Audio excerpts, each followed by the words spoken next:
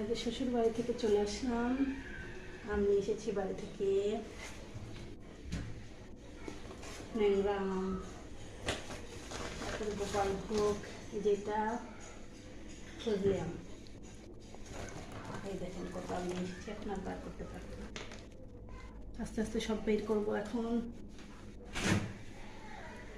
তো ভরা ভরাই থাকে, তো রাখতে হয়। এই যে 10 কেজি দুধ নিয়ে এসেছি। এই যে আমার পছন্দের ঘুড়ি, এটা কলিজা, কোরবানির গোস্ত নিয়ে এসেছি। এই যে গোস্ত সাবধান ফ্রিজে রেখে দেবো আস্তে আস্তে।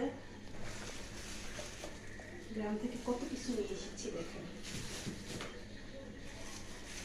ফ্রিজটা ভরাই থাকে আমার।